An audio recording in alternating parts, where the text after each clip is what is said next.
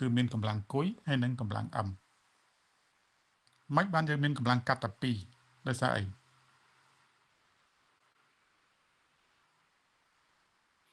ណាដឹង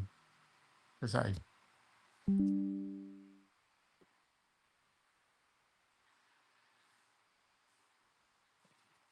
ណារិនដឹងថាហេតុអីបានយើងមានកម្លាំងកាត់តែ2ដែលយើងត្រូវរក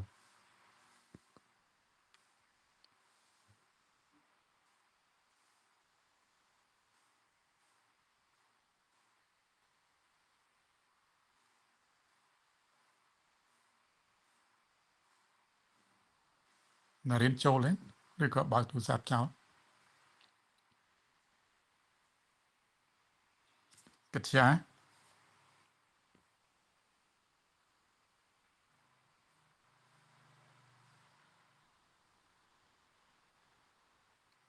សុភ័ក្រ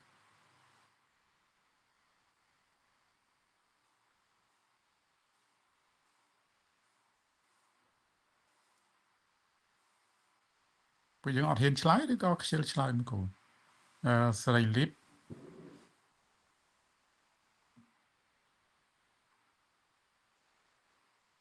យ៉ាពីន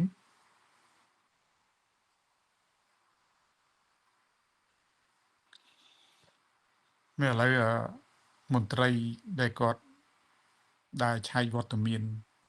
គ្រូហើយនិងសិស្សហ្នឹង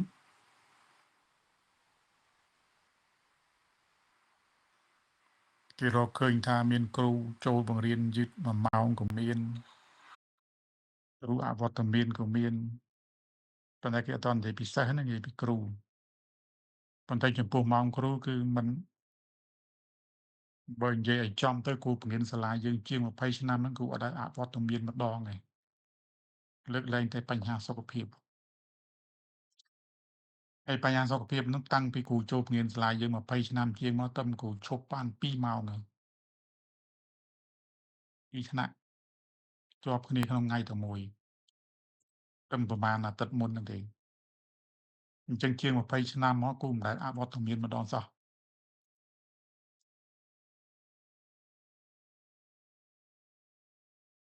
ដោយសារគ្រូគិតថាគ្រូជាគ្រូបង្រៀនអញ្ចឹងត្រូវជាគំរូរបស់និស្សិតទាំងអស់ណាអញ្ចឹងថ្ងៃក្រោយទៅបើពួកយើងខ្លាចជាគ្រូក៏ត្រូវតែអញ្ចឹងដែរគឺត្រូវតែគោរពវិន័យគ្រប់វិន័យហ្នឹងគឺសំដៅទៅលើម៉ោងពេលហ្នឹងឯងបើតែក្នុងកម្មវិធីគេដាក់ថា2ម៉ោងមែនតែតាមពិតច្បាប់គរុកោសល្យនៅស្រុកគេ1ម៉ោងគេឲ្យរៀនតែ45នាទីឯងសម្រាប់ម៉ោងទស្សនដីណាអញ្ចឹងគេឲ្យទាំងសិស្សទាំងគ្រូសម្រាប់15នាទីតែសាលាយើងគេគិតអញ្ចឹងគឺឬក៏មិនអញ្ចឹងគ្រូមិនដឹងណាប៉ុន្តែទាំងគ្រូទាំងសិស្សហ្នឹងគឺมันអាចតតាំងពីម៉ោង7កន្លះរហូតដល់ម៉ោង11កន្លះហ្នឹងបានទេអញ្ចឹងត្រូវមានម៉ោងសម្រាកដើម្បីអឺឧបមាថា7កន្លះដល់9កន្លះអញ្ចឹងម៉ោង9ទៅទីទួយអីគ្រូឲ្យចេញដើម្បីទៅញ៉ាំអីហើយទៅសម្រាកបន្តិចហើយគ្រូហ្នឹងក៏មិនមានកម្លាំងបន្តរហូតនិយាយដល់គ្រូចឹងរហូតដែរណាតែបើម៉ោងរោងជាងគឺគេអាច2ម៉ោងហ្នឹង2ម៉ោងពេញដែរដោយសារពួកយើងអាចឆ្លៀតពេលញ៉ាំតិចតួចក៏បានណាដោយសារគ្រូគាត់ដើរមើលអញ្ចឹងគាត់អត់សូវនិយាយជាប់តែបើគ្រូគាត់និយាយជាប់ក៏មានបញ្ហាកម្លាំងដែរចឹងណាហើយកាលណាកម្លាំងគាត់មិនល្អគុណភាពនៃការបង្រៀនហ្នឹងក៏វាទៅតាមនឹងដែរអញ្ចឹងមិនបានន័យថាគ្រូលួចម៉ោងឬក៏គ្រូផ្សេងគាត់លួចម៉ោងទេប៉ុន្តែសំខាន់គឺចូលឲ្យបានទៀងទាត់ណាអូខេឥឡូវគ្រូសួរម្នាក់ទៀតអឺកាន់ន័យថាតើហេតុអីបានជាយើងមានកម្លាំងកាត់តែពីរប្រភេទចាលោកគ្រូអឺ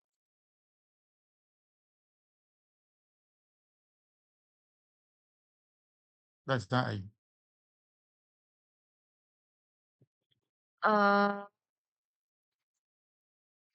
អត់អត់សូវច្បាស់ទេលោកគ្រូប៉ុន្តែអាចដោយសារអ៊ំអ៊ំជាកម្លាំងទោលអំជាមុំម៉ងមិនកម្លាំងទោលទេអត់មើលទៅ អូខេអត់ទៅច្បាស់ទេលោកគ្រូអត់ទៅច្បាស់ទេអត់អត់អីទេអឺគឹមជីសំណួរដដែលតើហេតុអីបានជានៅក្នុងលំហាត់យើងនឹងមានតែអឺកម្លាំងកាត់2ប្រភេទចាលោកគ្រូ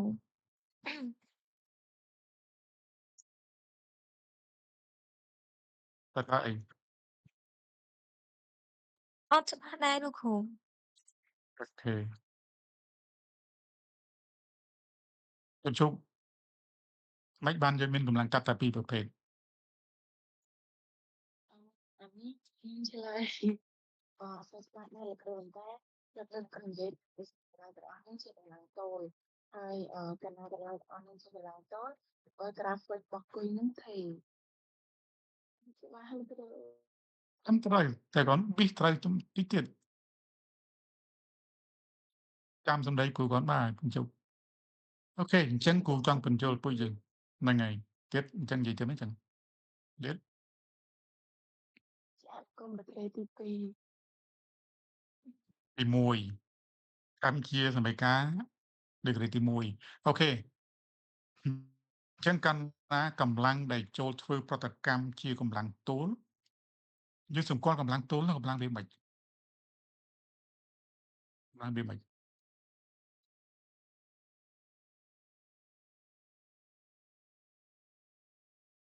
កម្លាំងទោលហ្នឹងគឺកម្លាំងដែលមានសញ្ញាព្រួញតែមួយហើយខ្នាតវាគីឡូញូតុនអាហ្នឹងកម្លាំងទោលហើយហ្នឹងហើយឧបមាថាឥឡូវយើងឈរនៅលើ slab ឈរនៅលើផ្ទះយើងតើយើងជាកម្លាំងទោលឬក៏ជាកម្លាំងស្អីគិតចាគិតថាបើយើងឈរនៅលើផ្ទះយើងតើយើងជាកម្លាំងទោលឬក៏ជាកម្លាំងស្អីផ្សេងជាកម្លាំងទោលមែនគាត់បាទកម្លាំងទោលតែកម្លាំងទោលមានប្រមាណ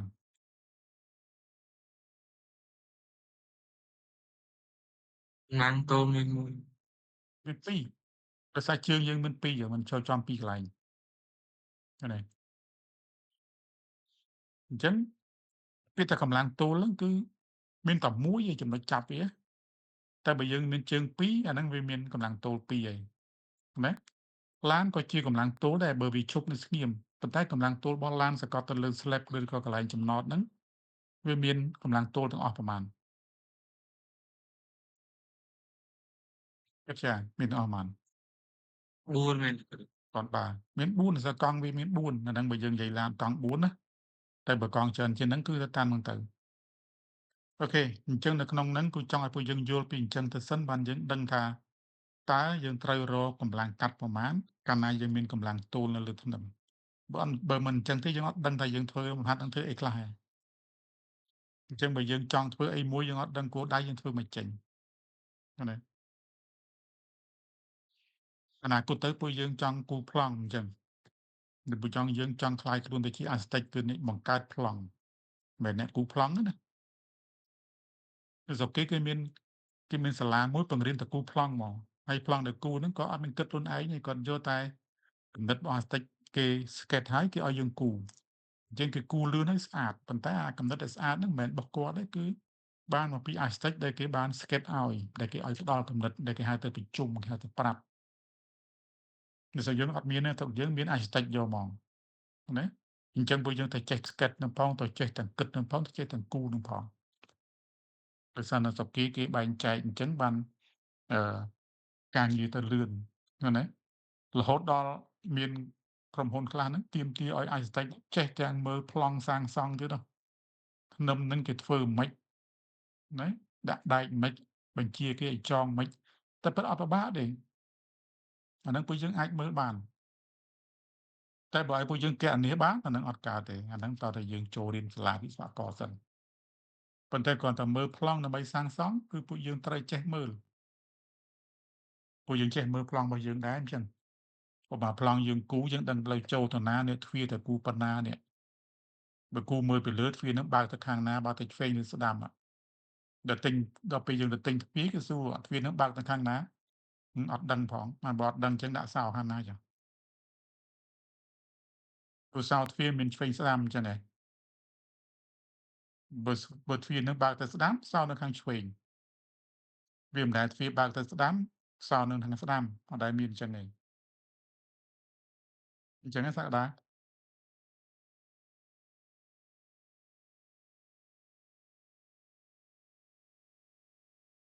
យើងគូក្រែតែពេលយើងគូក្រែយើងដាក់ខ្នើយនៅខាងចុងជើងវិញអញ្ចឹងវាមិនដែលណាដាក់ខ្នើយនៅចុងជើង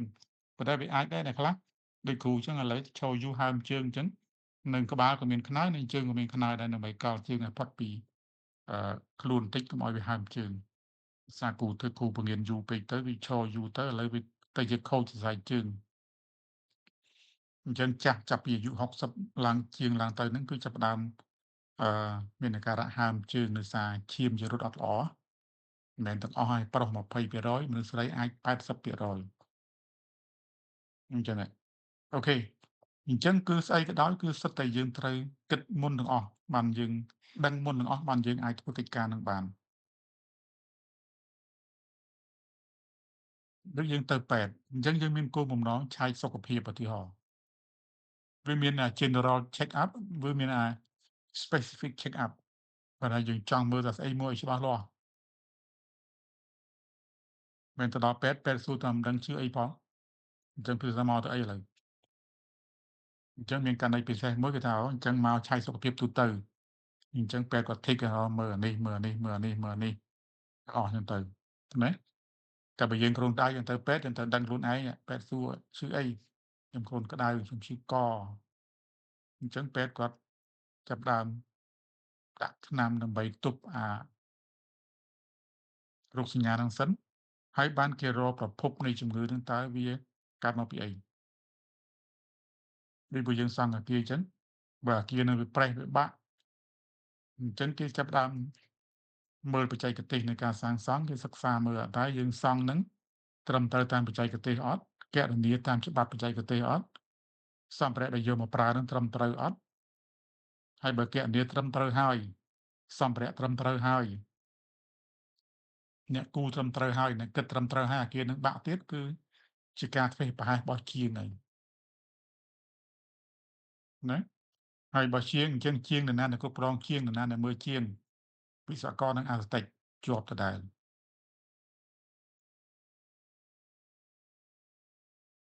គឺយើងយល់គ្រូនិយាយណាអូខេឥឡូវយើងដឹងបើយើងមានកម្លាំងទល់លើធ្នឹមអញ្ចឹងយើងមានអឺកម្លាំងកាត់តែពីរឯងគឺកម្លាំងគុយហើយនិងអឹមប៉ុន្តែដូចគ្រូប្រាប់ពួកយើងអញ្ចឹងដើម្បីយើងគូក្រាហ្វិករបស់កម្លាំងកាត់ទាំងអស់ហ្នឹងបានយើងត្រូវធ្វើអីមុន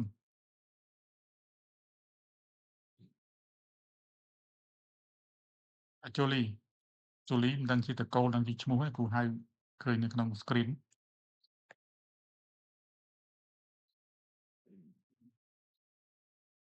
ជូលីយើងត្រូវរកអីមុនធ្វើអីមុនដើម្បីយើងអាចគូក្រាហ្វិករបស់កម្លាំងកាត់ទាំងពីរហ្នឹងបាន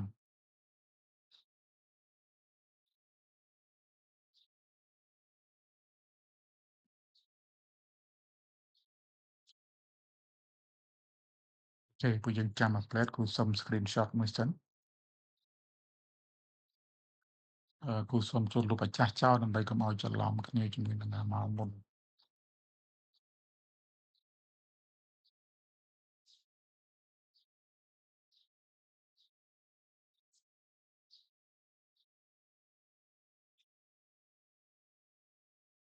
ម៉ោង8:05អូខេគ្រូ screenshot ម៉ោង8:05ទីគេថាយើងចូលយឺតកន្លះម៉ោងគ្រូផ្ដាំទៅប្រធានថ្នាក់សូមជួយយកកដាស់វត្តមានទៅដាក់សាលាប៉ុណ្ណា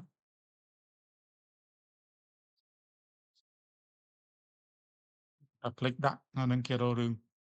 គ្រូទៀតហើយនៅពេលដែលផ្ញើឲ្យគ្រូហើយណាกระดาษដែលពួកយើងថតផ្ញើមកគ្រូហ្នឹងសូមយកទៅដាក់សាលាហើយកន្លែងដែលឈ្មោះគ្រូហ្នឹងពួកយើងដាក់ថាអនឡាញក៏បានដែរយើងផ្ញើមកគ្រូសិនចាំសេថែនតាមក្រោយណាយល់ទេណាបានលោកគ្រូហ្នឹងហើយអរគុណអូខេអញ្ចឹងដើម្បីយើងអាចគូក្រាហ្វិករបស់កម្លាំងកាត់ទាំងអស់ហ្នឹងបានទីមួយយើងត្រូវគណនាវាសិនតើវាមានតម្លៃប៉ុណ្ណាមានទំហំប៉ុណ្ណា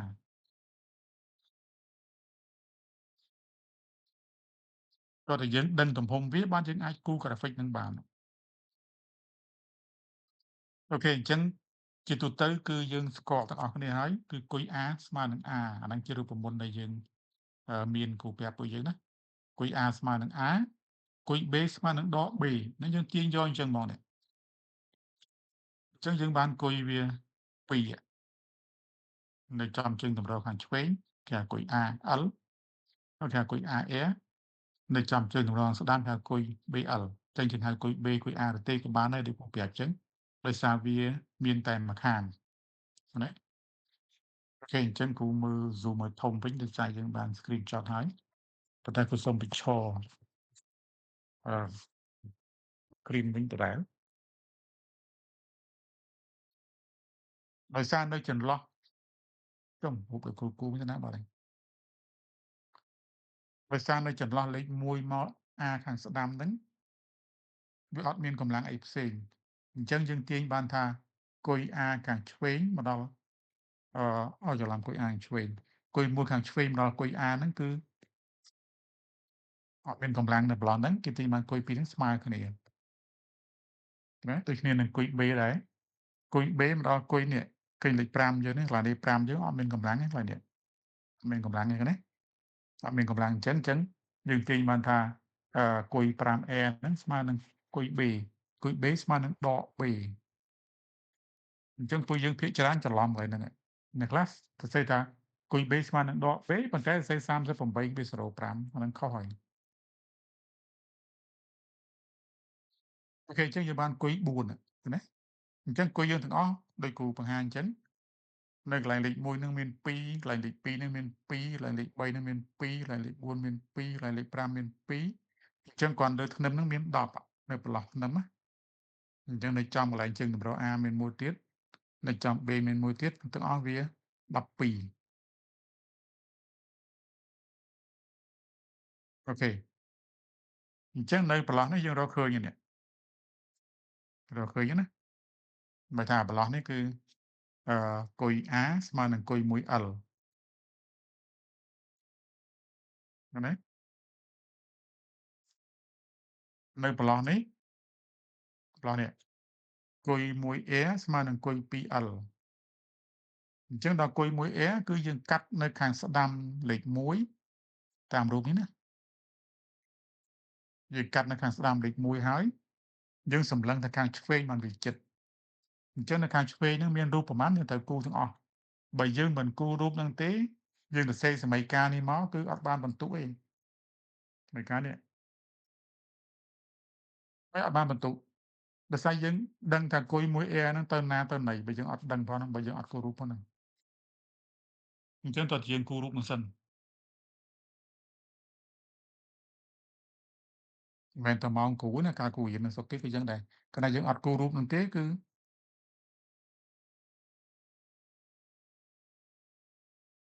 តម្លៃចាត់ទុកជាអត់បានការ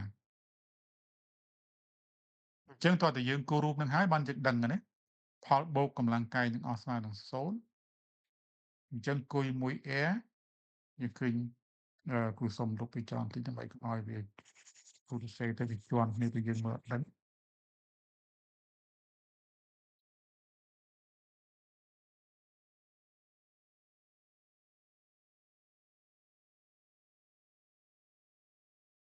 អញ្ចឹងផលបូកកម្លាំងកាយនឹងអស់ស្មើនឹង0នេះណាយើងបានគុយ 1A ហ្នឹងចុះក្រោមហ្នឹងណាគុយ 1A ចុះក្រោមអាគុយនៅកន្លែងលេខ1ចុះក្រោមដែរអញ្ចឹងអានេះបូកចូលគ្នាភាសាទិសដៅវាដូចគ្នាប៉ុន្តែគុយ A យើងឡើងលើផ្ទុយពីគុយ 1A យើងដកអានេះយើងគ្រាន់ចំនួនលេខចូលសិនមកអញ្ចឹងយើងបានគុយ 1A យើងស្មើនឹង29.95ដោយសារនៅចន្លោះនេះគ្នានៅចន្លោះកន្លែងលេខ1មួយលេខ2នោះអត់មានកម្លាំងអញ្ចឹងយើងទាញបានថាគុយ 2L ស្មើនឹងគុយ 1A ស្មើនឹង29.5អញ្ចឹងគំនូរដែលយើងគូរមួយហ្នឹងគំនូរដែលយើងគូរមួយហ្នឹងគឺអាចរកគុយឃើញ2ព្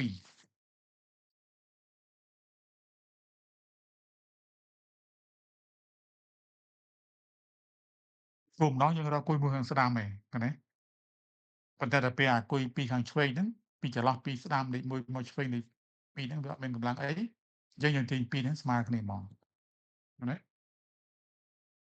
អូខេអញ្ចឹងតោះតែយើងដឹងចំនួនគុយទាំងអស់ហ្នឹងមានប្រមាណសិនបានយើងអាចរកចំនួនគុយហ្នឹងគ្រប់ដល់តែហ្នឹងពួកយើងយល់គ្រូនិយាយណាមានអ្នកណាមានសំណួរនៅក្នុងហ្នឹងមានសំណួរសុំសួរ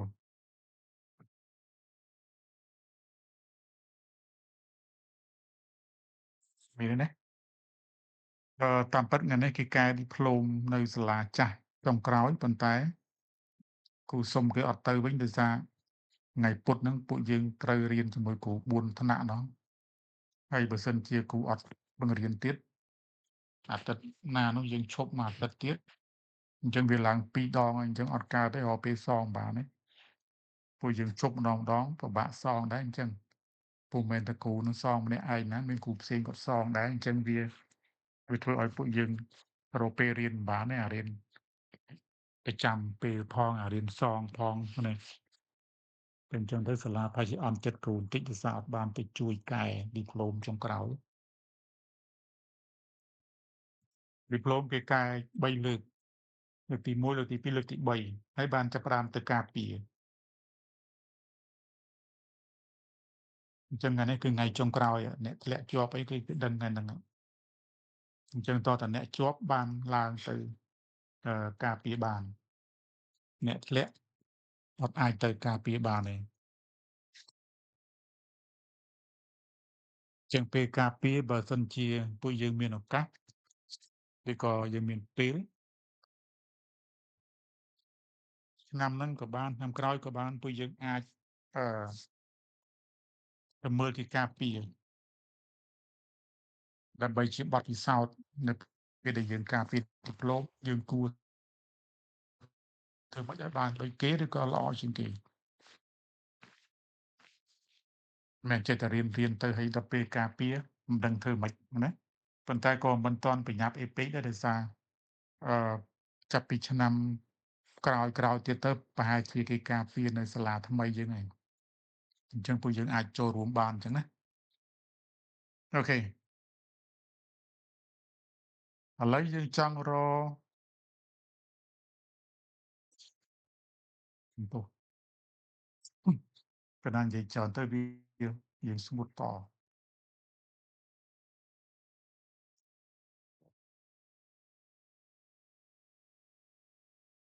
ឡូវយើងចង់របន្តពីឆ្វេងមកស្ដាំបន្តទៀតចាំមើលទៅវាឆ្ងាយពេកហើយចាំយើងមើលទៅអឺស្ដាំមកឆ្វេងម្នាក់ណា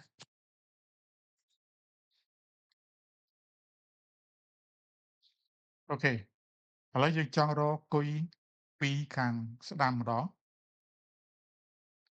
យើងដល់កន្លែងលេខ2នេះហើយណាឥឡូវយើងស្គាល់គុយមួយខាងឆ្វេងនិងគុយ A យើងស្គាល់គុយមួយខាងស្ដាំនិងគុយពីរខាងឆ្វេង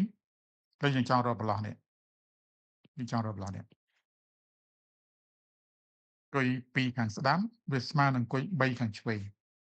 អញ្ចឹងយើងអាចកាត់នៅកន្លែងនេះយើងកាត់ខាងស្ដាំលេខ2យើងនៅតែបែរទៅខាងឆ្វេងដដែលដោយសារវាយើងចិត្តវាគៀកវាខ្លី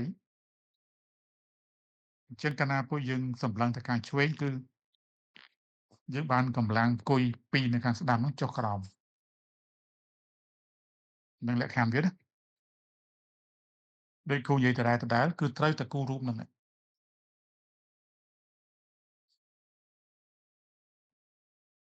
រូបនៅខាងស្ដាំនៅខាងឆ្វេងលេខ2ហ្នឹងត្រូវគូទាំងអស់យើងបន្ថែមគុយ 2L នឹងមួយទៀតក្រៅពីហ្នឹងមានប្រមាណនៅក្នុងសមត្ថកម្មគូទាំងអស់អញ្ចឹងកម្លាំងនៅចំកន្លែងលេខ1កម្លាំងនៅចំកន្លែងលេខ2ទីតាំងនៃកន្លែងកាត់ជើងតម្រ A តូចណានិមិត្តសញ្ញាជើងតម្រប្រភេទទី2ហើយនិងកម្លាំង A ធំតលតែមើលរូបនឹងហើយបានយើងអាចប្រើសមីការនេះបានណា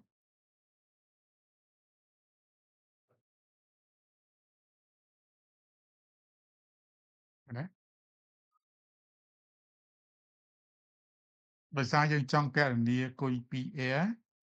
អញ្ចឹងយើងដាក់វាមុនយើងដាក់គុយ 2R នឹងមុនហ្នឹងណាហើយនេះកម្លាំងណាដែលមានទិសដៅដូចគុយ 2R យើងបូកកម្លាំងណាដែលមានទិសដៅផ្ទុយពីគុយ 2R យើងដកអញ្ចឹងយើងឃើញគុយ 2R បូក8នេះដោយសារនៅកន្លែងលេខ1នោះមានកម្លាំង8ហើយកម្លាំងនេះមានទិសដៅដូចគុយ 2R អញ្ចឹងយើងបូកកម្លាំងនៅកន្លែងលេខ2មានទំហំ25ទិសដៅវាដូចគុយ 2R ដែរអញ្ចឹងយើងបូកមួយទៀតប៉ុន្តែកម្លាំងនៅជើងតម្រ A ហ្នឹងវាឡើងលើវាផ្ទុយពីគុយ 2R យើងដកហើយយើងចំនួនលេខចូលមកដោយសារនេះ28និង5វា33គូគិតឲ្យហើយមកណាហើយនឹង A យើងស្មើនឹង37.95នេះ A យើងនេះ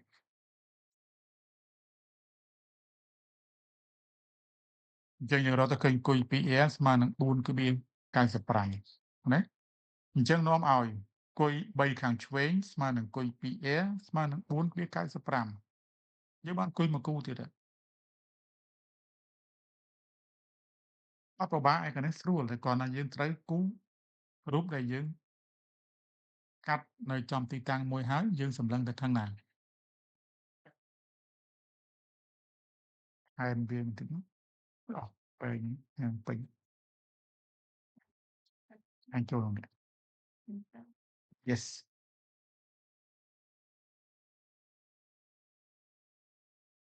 អូខេកន្លែងហ្នឹងពួកយើងមានសំណួរ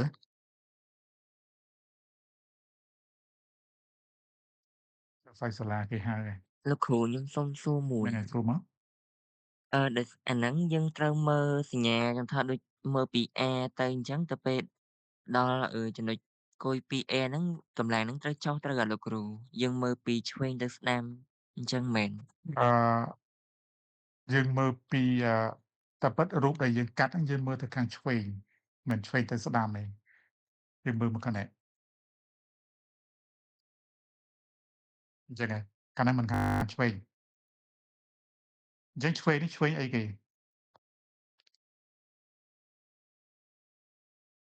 សូមចាំតិចគ្រូសូមមើលហ៎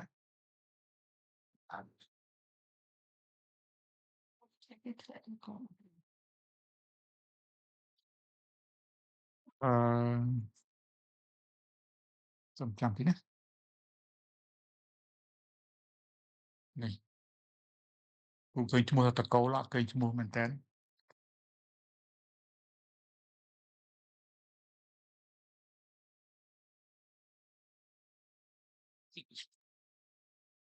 សូមម្ដងទៀតឥឡូវ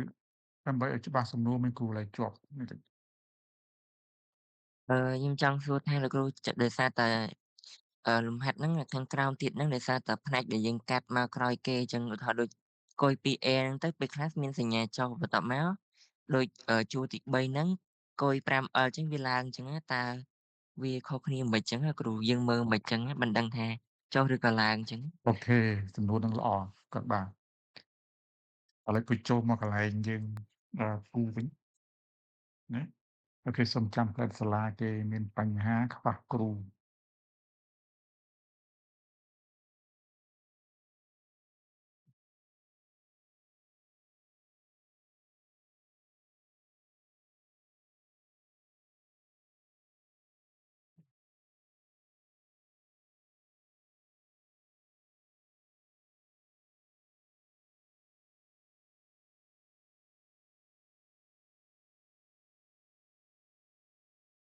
ចាំតិចណាViệc tôi còn hai cái tay phải này tập anh vừa tới tập bảy của mình năm tháng luôn xa xa về từ cái này chơi sớm anh thì gắng tôi cũ chơi cũ bao con trai nó cái cắt máu tôi tay nhà toàn nhông đi không và đó là cái không được mà đâu nó gọi cái cái chiến bao đây được miếng này thì trắng rồi biết nó cúc giống nó là có cái này video tôi được đó ai thìគាត់ទាំងឡាយការពារបាទហើយសម្រាប់អ្នកដែលអ្នកសម្រាប់ឡើងការពារមហាវិទ្យាល័យនឹង consider តើតើគួរ rồi coi cái tích thiết អូខេអីយ៉ាតោះហ្នឹងឲ្យចាំតិចសំណួរហ្នឹងល្អអញ្ចឹងការដែលឃើញអង្គុយចុះក្រោមឬអង្គុយឡើងលើហ្នឹងគឺតាក់ទងនឹងការសម្លឹងឧទាហរណ៍អញ្ចឹងឥឡូវគូបែរមកគូនៅក្នុង screen មួយសិនឲ្យពួកយើងមើល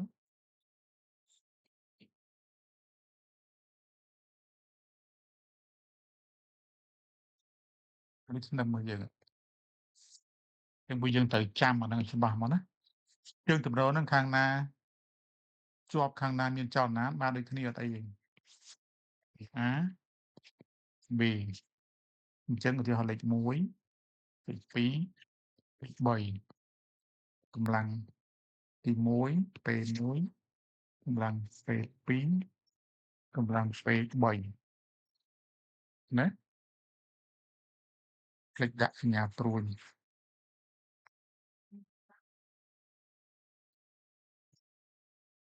ពេល3អូខេអញ្ចឹងបើសិនជាយើងកាត់នៅខាងស្ដាំលេខ1នេះស្ដាំលេខ1នេះណា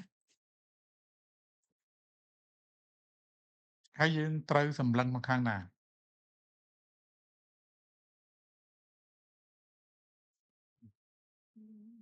ខាងឆ្វេងលោកគ្រូ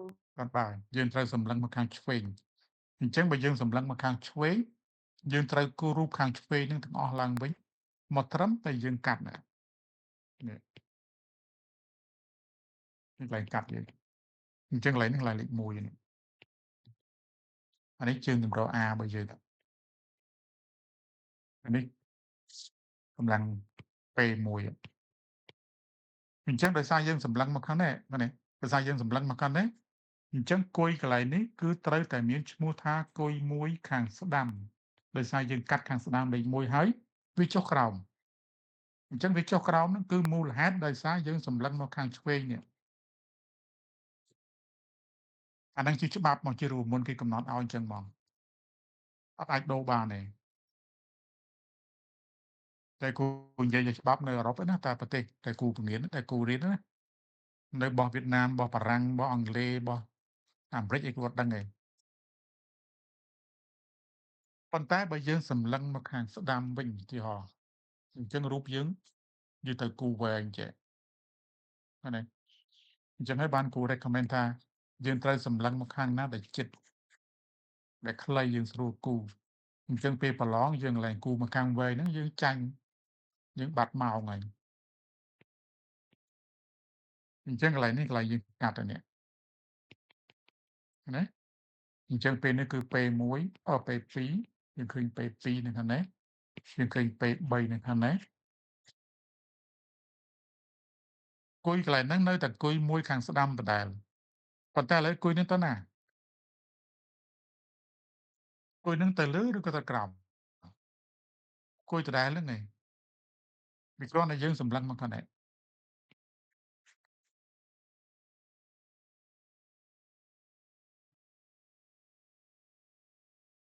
គាត់ជួគុយយើងទៅណាគួយយើងចុះក្រោមឡើងទៅ អត់គុយយើងគឺត្រូវឡើងលើម្ដងនេះអាហ្នឹងគឺគុយមួយ air ដដែល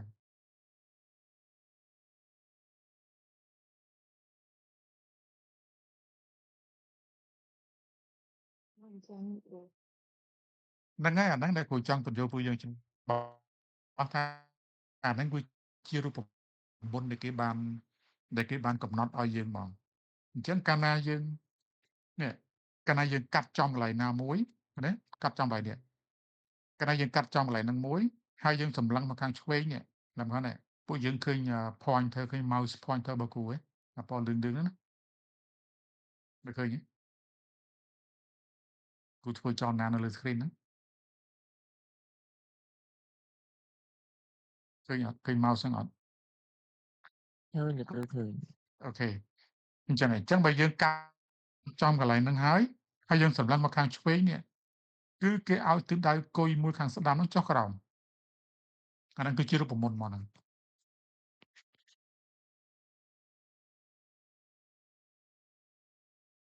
ប៉ុន្តែកន្លែងដដែលហ្នឹងគ្រាន់តែយើងសម្លឹងមកស្ដាំវិញឃើញទេយើងសម្លឹងស្ដាំហ្នឹង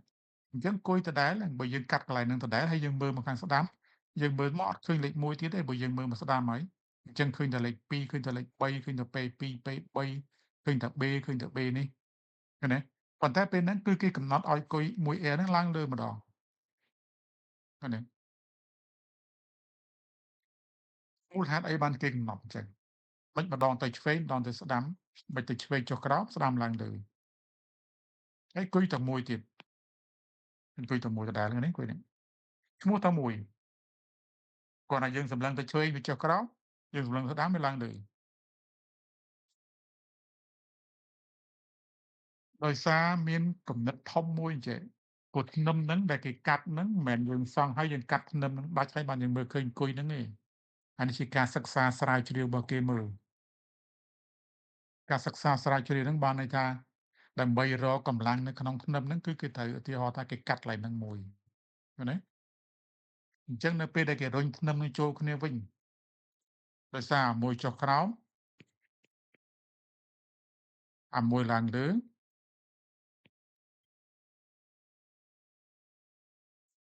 កម្លាំងពីរហ្នឹងបូកចូលគ្នាស្មើនឹងប៉ុន្មាន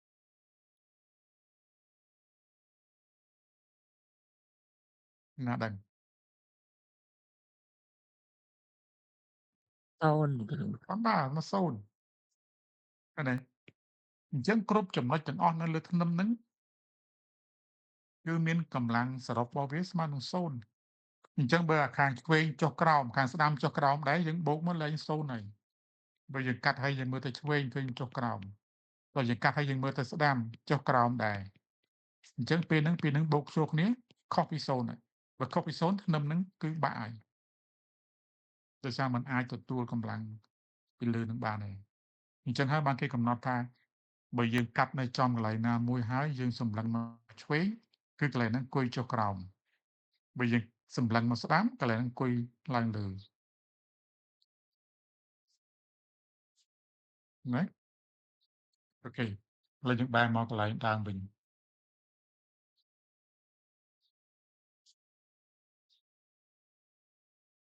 គូសុំ screenshot ម្ដងទៀតដោយសារពួកយើងបានចូលច្រើនជាងមុន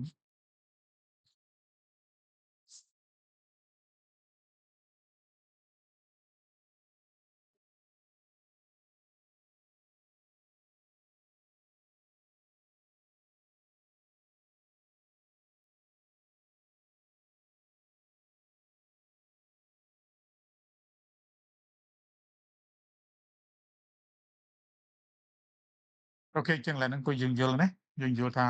មូលហេតុអីបានយើងសម្លឹងមកឆ្វេងអង្គុយចុះក្រោមហើយមូលហេតុអីបានជាអង្គុយមកស្ដាំឡើងលើដោយសារយើងចង់ឲ្យកម្លាំងឆ្វេងស្ដាំហ្នឹងបូកចូលគ្នាស្មើនឹង0អញ្ចឹងឥឡូវដោយសារបើយើងកាត់នៅខាងស្ដាំលេខ3កន្លែងនេះ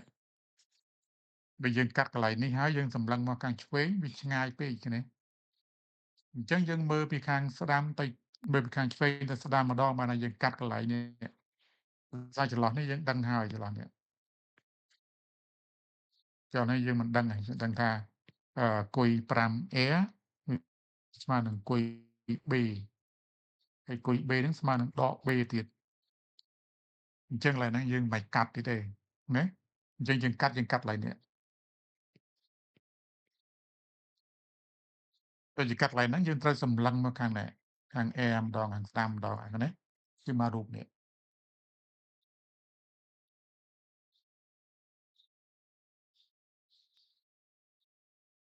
ដោយសារយើងកាត់នៅខាងឆ្វេងលេខ5អញ្ចឹងគុយហ្នឹងឈ្មោះគុយ 5L L ហ្នឹងគឺសំដៅទៅលើវានៅខាងឆ្វេងណា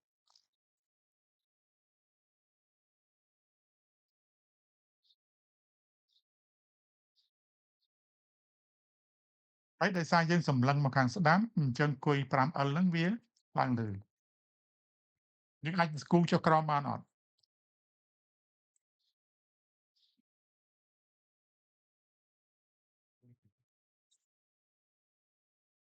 យើងអាចគូគុយយើងអាចគូគុយ 5L ដែលយើងសម្លឹងមកស្ដាំនឹងចុះក្រោមបានអត់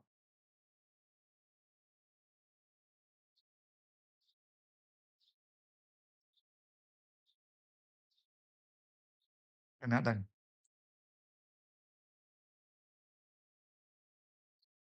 យើងអត់អាចគូសចុះក្រោមបានទេបើគូសចុះក្រោមតើយើងសម្លឹងមកកណែហើយយើងគូសអារូបវែងនេះមាន A ផងមានកម្លាំងនៅចំលេខ1កម្លាំងកន្លែងលេខ2កម្លាំងកន្លែងលេខ3កម្លាំងកន្លែងលេខ4ឃើញទេអាហ្នឹងបើយើងចង់ឲ្យអង្គុយនឹងចុះក្រោមតើយើងគូសហើយយើងសម្លឹងមកខាងឆ្វេងវិញហើយត្រូវគូសរូបនោះវែងអញ្ចឹងឃើញវាខាតពេលឃើញវាខាតហើយអញ្ចឹងហើយបានគូគិតថាបានគូប្រាប់ពួកយើងថាយើងដាក់ចំណុចកាត់បន្ទាត់កាត់នៅចំកន្លែងណាមួយហើយយើងត្រូវសម្លឹងទៅខាងណាដែលជិតបើយើងសម្លឹងទៅឆ្វេងគយចុះក្រោមបើយើងសម្លឹងទៅស្ដាំគយឡើងលើមានតែប៉ុណ្្នឹងឯងអត់មានច្រើនជាងហ្នឹងឯងអូខេចឹងពួកយើងយល់ហើយណាដោយសារយើងមានរូបនឹងហើយបានយើងអាចទាញសមីការនេះចេញបើអត់មានរូបនឹងទេយើងទាញសមីការនឹងអត់ចេញទេអញ្ចឹងយើងចង់រកគុយ 5L យើងដាក់វាមុនកម្លាំងនៅចំលេខ5ហ្នឹងវាចុះក្រោមផ្ទុយពីគុយ 5L យើងដកកម្លាំងនៅជើងទម្រ B វាឡើងលើដូចគុយ 5L យើងបូកយើងដោះស្រាយសមីការហ្នឹងមកយើងបានគុយ 5L ស្មើនឹងដក28វា0.5អញ្ចឹងនៅចន្លោះដែលមានអឺអត់មានកម្លាំងហ្នឹងគឺចន្លោះនេះគឺគុយ4ខាងស្ដាំស្មើនឹងគុយ5ខាងឆ្វេងនេះគុយពីរនឹងស្មើគ្នាណាគឺទីបានចេះ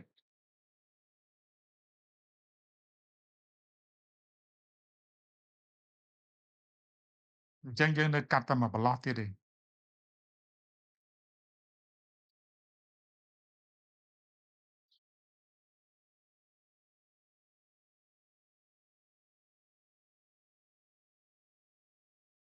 យើងនៅកាត់តែប្រឡោះលេខ3ហើយនឹងប្រឡោះពីលេខ3មកលេខ4តែគូសម្រាប់ចិត្តកាត់នៅគៀកខាងឆ្វេងលេខ4វិញដោយសារយើងសម្លឹងមកស្ដាំវារៀងចិត្តណាពួកយើងចង់កាត់កន្លែងលេខស្ដាំលេខ3នេះហើយសម្លឹងមកឆ្វេងនេះក៏បានដែរគាត់វាវែងអាហ្នឹងបើតាមຂະຫນាតរបស់មតកម្មណាតែបើយើងកាត់នៅខាងឆ្វេងលេខ4ហើយយើងសម្លឹងមកស្ដាំវាជិតបានរូបនេះឃើញទេអូខេឥឡូវតាមហ្នឹងគូ stop សិនពួកយើងមានចម្ងល់សួរបន្តទៀតឥឡូវពួកយើងយល់គូនិយាយណាហេតុពេលណាដែលគុយនឹងឡើងលើពេលណាដែលគុយនឹងចុះក្រោមឬក៏ពេលណាដែលគុយនឹងចុះក្រោមហើយពេលណាដែលគុយនឹងឡើងលើពួកយើងចាំណាគូនិយាយច្រើនដងហើយប៉ុន្តែប្រហែលជាធម្មតាពួកយើងរៀនមិនមែនតែ static មួយមុខណាអញ្ចឹងមានច្រើនតែច្រើនទៅវាអាចភ្លេចសូម្បីតែគ្រូបង្រៀនរាល់ថ្ងៃហ្នឹងក៏ចង់ភ្លេចដែរ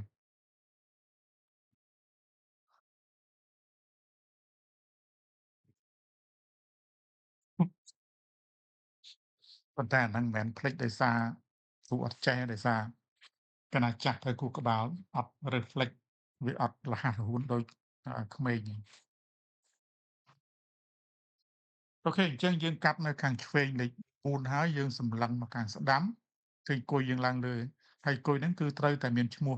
គុយ 4L មិនអាចដាក់គុយអឺស្អីផ្សេងបានពីហ្នឹងទេដោយសារវានៅចំកន្លែងខាងឆ្វេងលេខ4ណាអញ្ចឹងរូបនៅខាងឆ្វេងលេខ4តែយើងសម្លឹងមកស្ដាំនឹងមានប្រមាណយើងគូទាំងអស់រូបនេះឲ្យបាត់ទេអ្នកខ្លះគូអត់មាន B នេះទេប៉ុន្តែដល់ពេលសម័យកាលមាន B ចូលក្នុងហ្នឹងអាហ្នឹងខុសហើយហ្នឹងយើងចម្លងគេហើយអញ្ចឹងគឺគ្រប់អញ្ញត្តិទាំងអស់នៅក្នុងនេះគឺយើងយកពីខាងរូប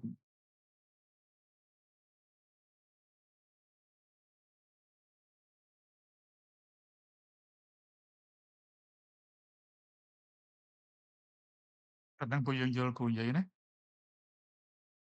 អត់មានឲ្យតិចជាងហ្នឹងអត់មានឲ្យច្រើនជាងហ្នឹងទេប៉ុន្តែយើងថែមលើសរូបហ្នឹងតែកន្លែងគុយ 4L នេះមួយព្រោះយើងចង់រកវាណាដែលគុយ 4L ហ្នឹងវាឡើងលើហ្នឹងគឺមូលហេតុដោយសារយើងសម្លឹងមកខាងស្ដាំ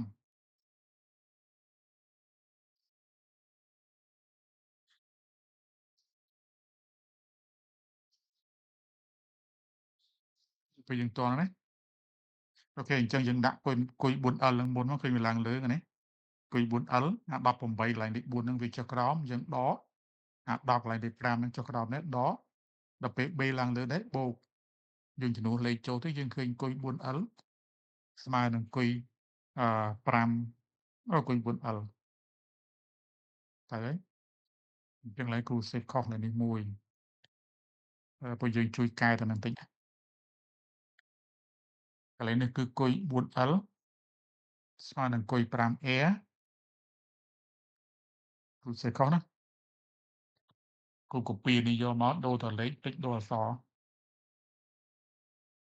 គឺស្មើនឹងដក 10.05 អញ្ចឹងការគណនាគុយហ្នឹងគឺយើងបន្ទុកបានសរុប20ទៀត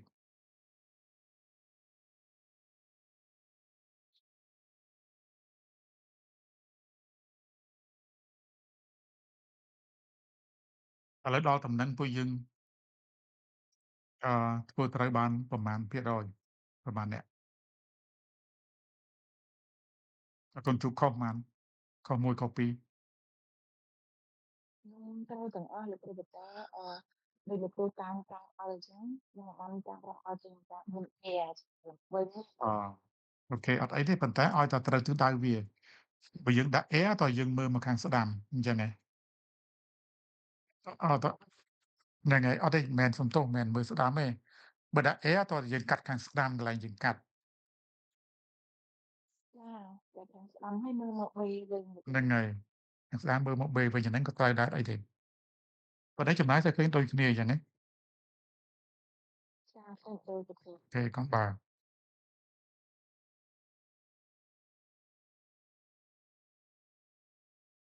មាននរណាដូចមាននរណាត្រូវទាំងអស់ទៀតទេ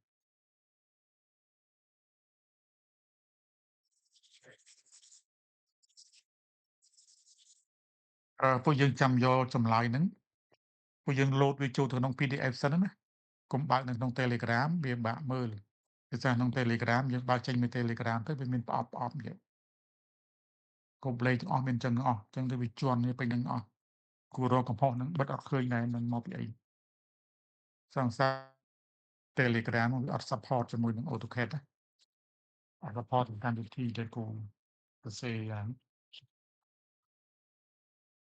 ដំណោះស្រាយហ្នឹងគ្រូគិតនឹង AutoCAD តែដល់អញ្ចឹងទៅប៉ុន្តែអាចគូររូបវាបានស្រួលដោយសារមានរូបច្រើនអញ្ចឹងគ្រូខ្ជិលគូរក្នុង AutoCAD ហើយគ្រូខ្ជិលអាប់ឡូតចូលទៅក្នុងWord អញ្ចឹងទៅគ្រូប្រើក្នុង AutoCAD ទាំងអស់មកទៅហើយប្រើក្នុង AutoCAD អញ្ចឹងTelegram ហ្នឹងវាអត់ស្គាល់multi-line text multi-line text ហ្នឹងគឺនៅក្នុងនេះយើងអាចសរសេរវាបានដូចក្នុង Word អញ្ចឹង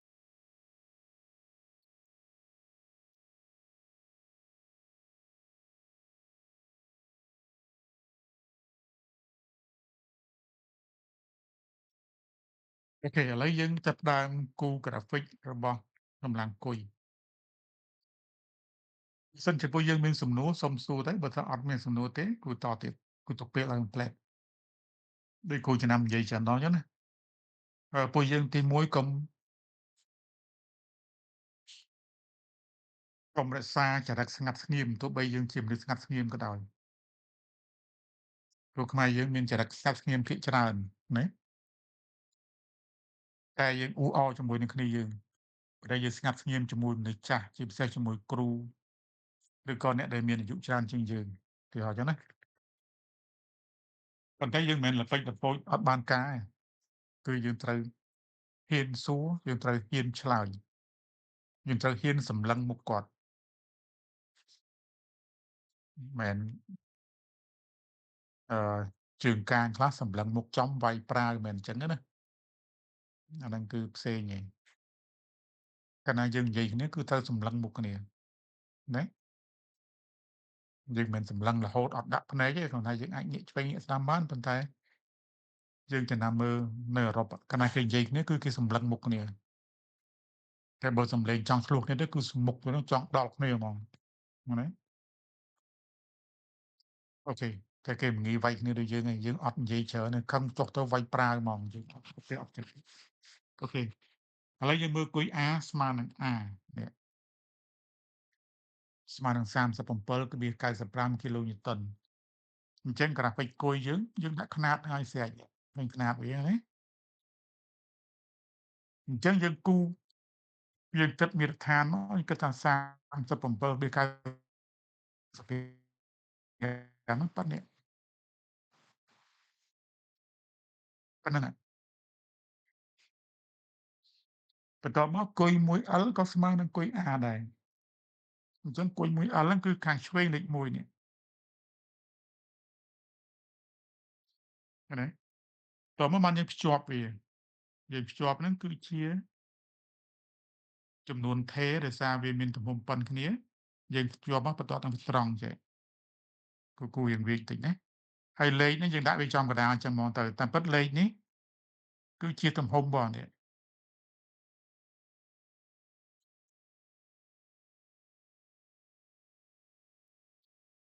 ពិតលេខនេះគឺអាហ្នឹងតែយើងមិនបាច់សរសេរ2ដងអញ្ចឹងយើងសរសេរម្ដងចំកណ្ដាលក៏បានដែរអូខេអញ្ចឹងយើងគូពីឆ្វេងមកស្ដាំឥឡូវយើងគូគុយពីខាងស្ដាំម្ដងនេះគុយពីខាងស្ដាំយើងនេះគុយពីខាងស្ដាំស្មើនឹងគុយ3ខាងឆ្វេងឃើញទេអញ្ចឹងគុយពីខាងស្ដាំយើង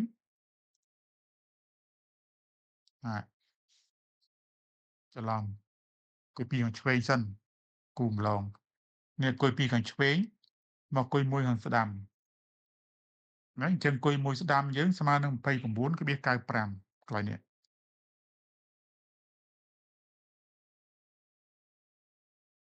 ប៉ុន្តែយើងគូបន្តតែមួយក៏បានដែរមិនពីរទេគ្រូអញ្ចឹងគ្រូចង់ប្រាប់ពួកយើងថាកន្លែងហ្នឹងទំហំវាប៉ុណ្្នឹងណាតែពេលគុយពីខាងឆ្វេងហ្នឹងក៏វាប៉ុណ្្នឹងដែរឃើញទេយើងភ្ជាប់មក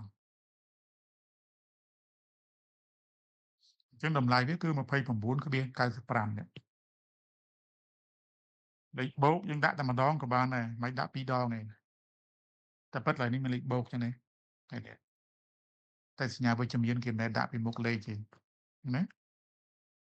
អូខេឥឡូវដល់គុយ 3L ហើយនិងគុយ 2A ដល់គុយ 3L គុយ 2A ហ្នឹងហើយនេះបន្តិចនេះគុយ 3L បន្តិចនេះវាប៉ុនគ្នានេះហើយនេះណានេះយើងភ្ជាប់មកតម្លៃវា 4.95 ឥឡូវយើងមកខាង B ម្ដងយើងអស់តម្លៃបូកឲ្យយើងមើលពីខាងស្ដាំមកឆ្វេងម្ដងយើងឃើញថាគុយ B ស្មើនឹងដក B ស្មើនឹងដក 88.05 សំទោសដក 38.05 អញ្ចឹង 38.05 ហ្នឹងគឺប្រវែងប៉ុណ្នេះវាវែងជាង37បន្តិចណាអានេះគឺគុយ 5A ដក 38.05 ដែរហើយយើងភ្ជាប់ផ្លែតឃើញទេ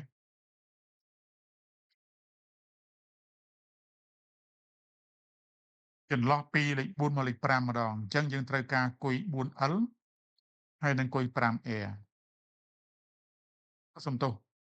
យើងត្រូវការគុយ 4A ហើយនិងគុយ 5L អញ្ចឹងយើងបាននេះគុយ 4A ហើយនិងគុយ 5L ណាអញ្ចឹងគុយ 5L យើងវាស្មើនឹងដក 28.05 អញ្ចឹងបែរប៉ុណ្ណេះដក 28.05 ហើយនឹងគុយ 4L របស់យើងដូចនេះដែរហើយយើងភ្ជាប់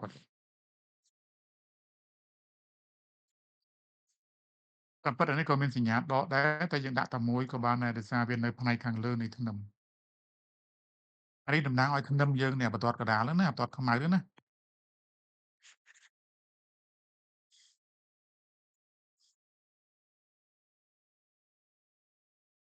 អញ្ចឹងនេះផ្នែកខាងក្រោមនៃធ្នឹម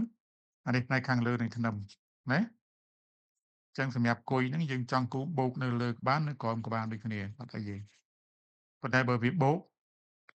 នៅម្ខាង បើវាដកនៅម្ខាងផ្សេងគ្នាអត់ឲ្យវានៅខាងតែមួយឯងឃើញទេអញ្ចឹងចន្លោះចុងក្រោយរបស់យើងគឺគុយ3ខាងស្ដាំហើយនិងគុយ4ខាងឆ្វេងនេះគុយ3ខាងស្ដាំឯណាគុយ3ស្ដាំមកមានចឹងនេះសេខុសនេះ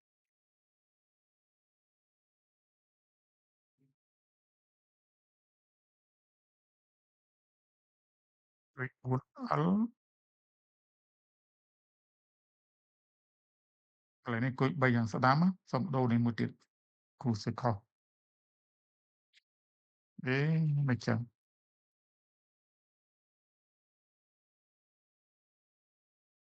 ពួកយើងជួយកែកន្លែងនេះណាកន្លែងនេះអានេះគុយ 4L អានេះគុយ 3R អាកន្លែង 5L ហ្នឹងទៅ 3R វិញហ្នឹងណា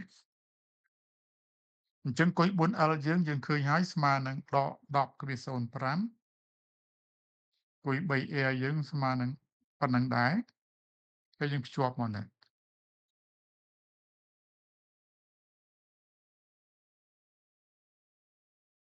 ណា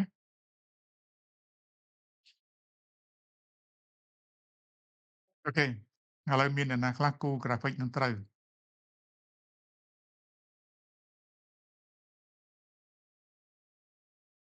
បាន10បន្ទុក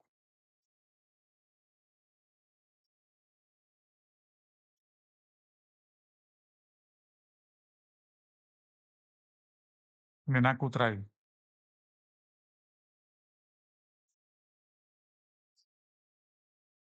ចំពោះតម្លៃដកយើងមិនចាំដាក់នៅពីមុខលេខទេសម្រាប់គុយ B ណាដោយសារយើងដាក់នៅក្នុងអឺក្រាហ្វិកហើយ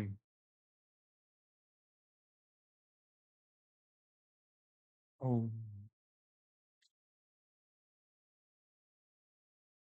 section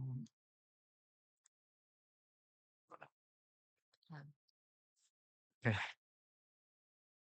គូស៊ូមដល់ទៀតមានអ្នកណាធ្វើត្រូវអត់ឆ្លើយគូមើលផ្លែតមើលដាក់2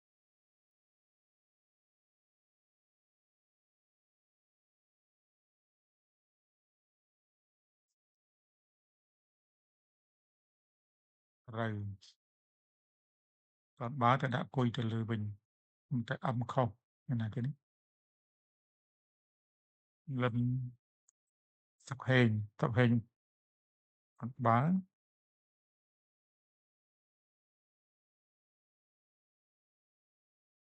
10.05ត្រូវគុយក្រាហ្វិកអញ្ចឹងពួកយើងត្រូវសរសេរប្រាប់គេថានេះគឺជាក្រាហ្វិកគុយ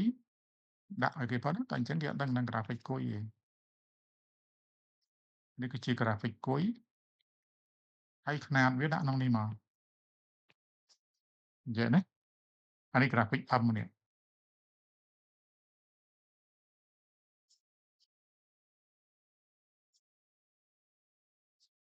M ណាហើយនេះភ្លេចដាក់សញ្ញាបូកមួយហើយអត់ខុសនៅច្រើនអញ្ចឹងទេធំអញ្ចឹងមើលទៅខុសច្រើនហ្នឹងណាហើយដាក់តម្លៃកន្លែងនេះមក M1 ស្មើនឹងប៉ុន្មានកន្លែងនេះ M2 M3 M4 M5 ណាអូខេ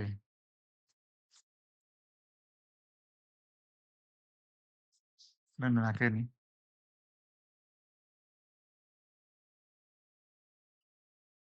គឺទៅប្រើវិញបាច់កែ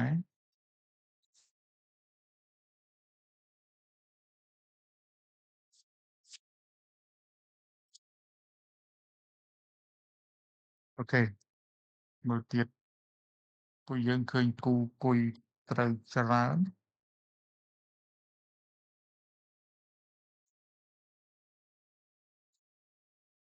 ប៉ុន្តែខុស M សឹងទាំងអស់មានអ្នកខ្លះអត់គូគុយគឺសុំមើលមកគ្រូសិនណា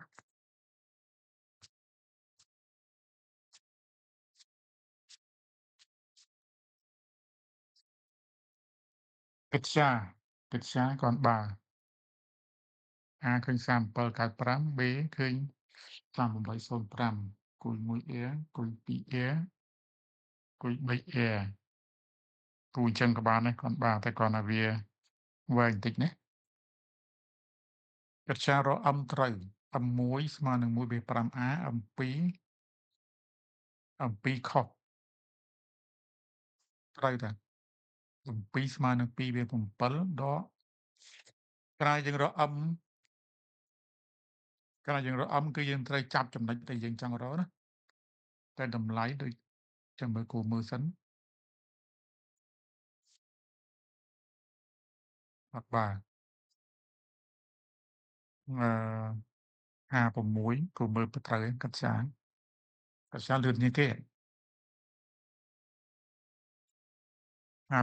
925អញ្ចឹង M យើងធំបំផុត101កន្លែងលេខ3 101/5 បូក85អញ្ចឹង M3 បើកិត្យាខុស M max ក៏ខុសណាកិត្យាខុស M សុភ័ក្រ A ត្រូវ B ត្រូវ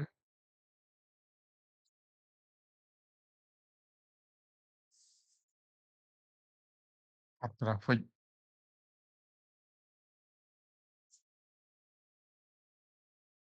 លីជាតា A ត្រូវ B ត្រូវ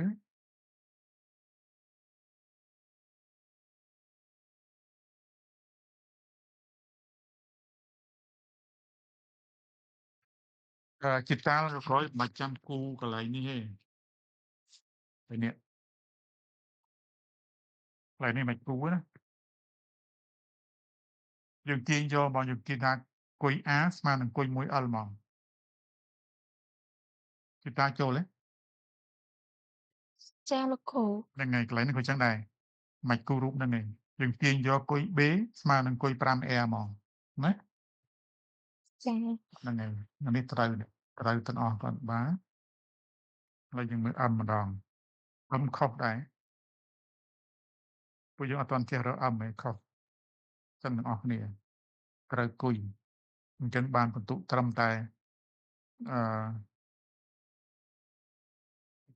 40 60បាន70បន្ទុកសន្ទុកមើល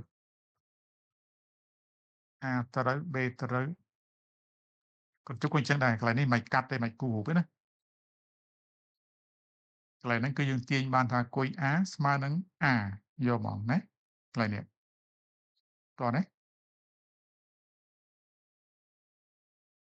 កន្ទុកទៅណាបាត់ហើយ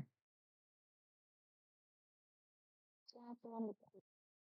ហ្នឹងហើយដូចគ្នាគុយ B ស្មើនឹងដក B អញ្ចឹងហ្មងណាអញ្ចឹងយើងចំណេញពេលនេះអានេះត្រូវគុយ 1A គុយ 2A គុយ 3A គុយអូទៅកាត់មកមើលមកឆ្វេងរហូតអញ្ចឹងបាក់មើលវាឆ្ងាយវែងណាកន្ទុកខុស M ដែរត្រូវ M បាន2ខុសនេះខុស2នេះ ទៀងលោកគ្រូអស់ហើយអូ ហ្នឹងហើយមកពីយើងសម្លឹងទៅឆ្វេងទាំងអស់អញ្ចឹងវាឆ្ងាយវាមើលហ្នឹងណាចាំគូបង្ហាញគេអត់សម្លឹងទៅឆ្វេងរហូតទេវាវែងពេកតែអញ្ចឹងទេគិតលេខច្រឡំហើយ graphic ត្រូវបានគុយខុស M សិទ្ធិស័ក្តិឃើញ A ត្រូវសិទ្ធិស័ក្តិក៏រក B មុនដូចគ្នាដែរ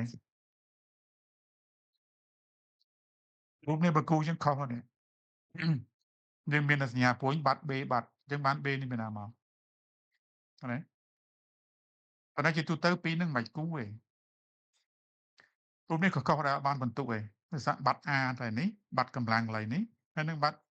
កម្លាំង A ធំនេះអញ្ចឹងចម្លើយនេះត្រូវក៏អត់បានការដែរយល់គូនិយាយណាអញ្ចឹងលំហាត់នេះបានត្រឹមតា40បន្ទុកហ្នឹងឯងនេះអត់មានកែតែនឹងខុសប៉ុណ្្នឹងទៅឡើងកែអូខេរក្សាផលរក្សា A ត្រូវ B ត្រូវគ្រាន់បើនេះរក្សាទៅត្រូវអញ្ចឹងយើងមាន A យើងមានលេខ1យើងមានគុយ 1A ចេញរកនេះអញ្ចឹងអង្គុយ AS ស្មើនឹង A យើងទាញយកចឹងមកណាអូខេគាត់ប្រើនេះតែគាត់ថាកំហុសរបស់យើងមិនមែនកំហុសទេគាត់ថាយើងគូមកខាងឆ្វេងរហូតចឹងវាវែងពេកអញ្ចឹងដោយសារគួរតែគូអឺអាគុយ 4A ហ្នឹងយើងគួរសម្លឹងទៅខាងស្ដាំវិញប៉ុន្តែយើងគូយកគុយ 5L វិញឃើញទេនេះកន្លែងនេះយើងចង់រកអាគុយ 4A នេះគុយ 4A នេះណានៅខាងនេះគុយ 4A នេះអញ្ចឹងយើងកាត់អាគុយ 5L នេះវិញហើយយើងសម្លឹងមកនេះឃើញខ្លីយើងគូទៅប៉ុណ្្នេះឯងនេះរសាចូលទេចាលោកគ្រូអត់បាទចឹង graphic នេះខុស M ដែរ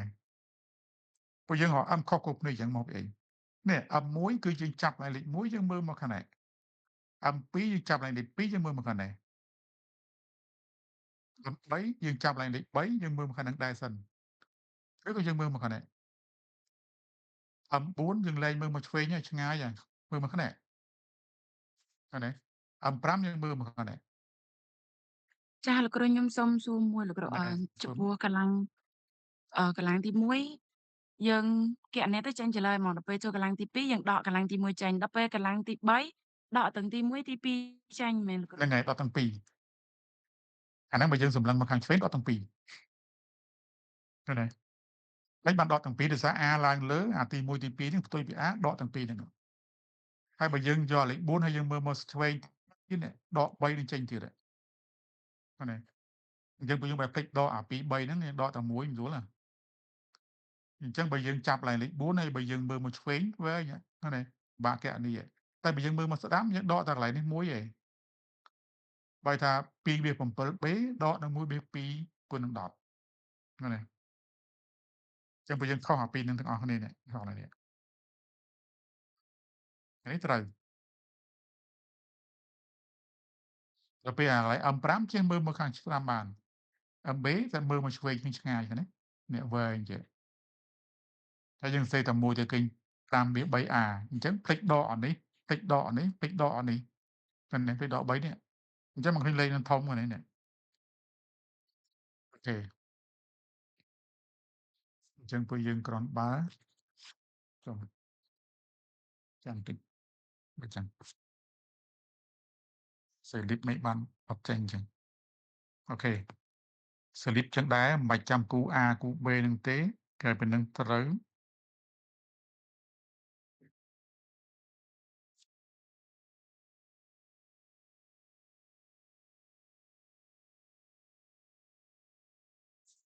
សេលីបនេះខុសហើយដាក់ P1 P2 P3 ខុសហើយគឺដាក់កម្លាំងជាលេខយកឲ្យស្រេចដល់នេះអត់ដាក់ចឹងណាចាចាហ្នឹងហើយដូចគ្នានេះក៏ចឹងដែរដាក់កម្លាំងដាក់លេខប៉ុន្តែបើឆ្ងាយចឹងពេកទៅសម្លឹងមកខាងស្ដាំហើយ 5A កាត់ឲ្យទៀតបើយើងស្មើនឹងគុយ B ហើយនេះមិនកាត់ទៀតទេឡើយនេះហើយឡើយនេះខុសឲ្យជើងតម្រូវនឹងជាប់លើនេះខ្ញុំនឹងខុសនៅលើសនេះអូខេអាស្តិចផងកុំឲ្យខ្វៀកពេកណាអូខេ M ខុសដូចគ្នាតែអត់តាពេកតារាវិទូត្រូវ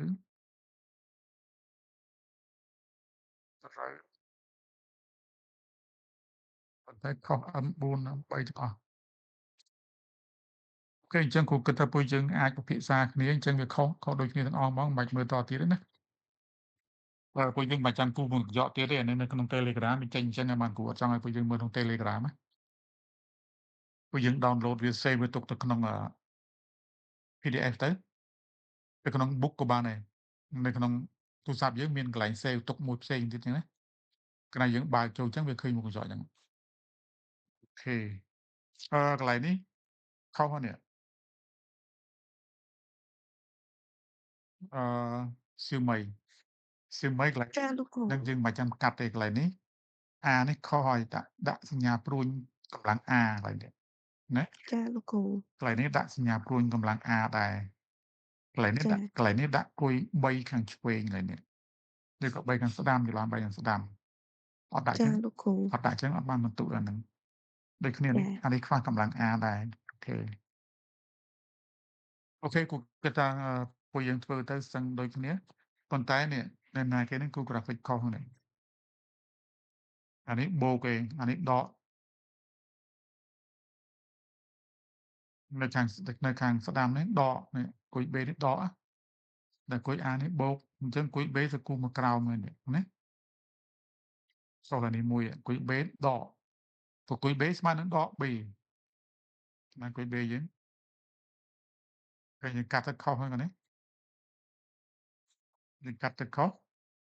តែយើងសរសេរគុយ B L បូក B ស្មើនឹង0គុយ B ស្មើនឹងដក B ទៅពេលអត់ដាក់ដកពីមុខបាត់ដកទៅណាឡើយនេះលីពេង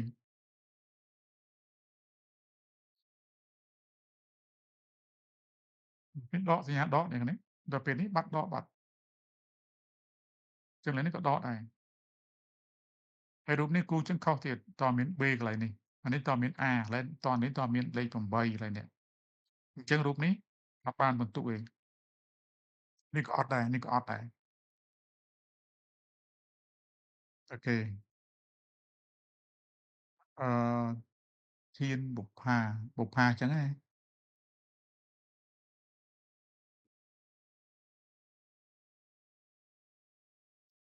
គូជួយអានឈ្មោះគ្រូទីឈ្មោះអី បុប្ផាលោកគ្រូ បុប្ផាអត់មានជើងបទេមានជើងអីទៀតទេ ជើងផ ជើងផ ពេល អូសេនេះ ចុះ ជើងនៅចង់នៅលើដែរអូខេ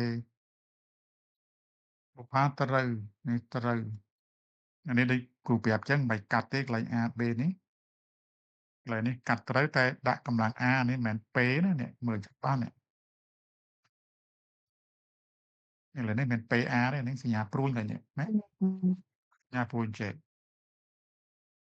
ច្រឡងគេដឹងបុប្ផា លឿនទៅលោកគ្រូទៅគួច ចឹងណាអូខេបុប្ផាឃើញខុសអំដែរអត់ graphic ស្រួលសោះមេពុយយើងគួរអត់ចេញ គូទាន់ អត់ទាន់ទេ ណាមួយអត់ស្គាល់ចូលឡើងកន្លែងនឹងខ្លាចខុស អូខេកណិកាអក្សរស្អាតគួរសមដូចគ្នាបើគូអញ្ចឹងឲ្យខ្វះ A អាហ្នឹងខុសបាត់ហើយនេះពីរហ្នឹងមិនចឹងដែរអត់បានបន្ទុកតែបើគុំគូហ្មងទាញតែគុយ A ស្មើនឹង A ត្រូវជាងឃើញទេកណិកាកន្លែងនេះក៏ PA ដែរឃើញទេច្រឡំដូចគ្នាទាំងស្អីច្រឡំគ្នាពុនយើងភាសាគ្នាចោលតែកុំច្រឡំគ្នាអូខេអញ្ចឹងគូឃើញចម្លើយហ្នឹងខុស graphic ទាំងអស់អញ្ចឹងឥឡូវយើងបែរមក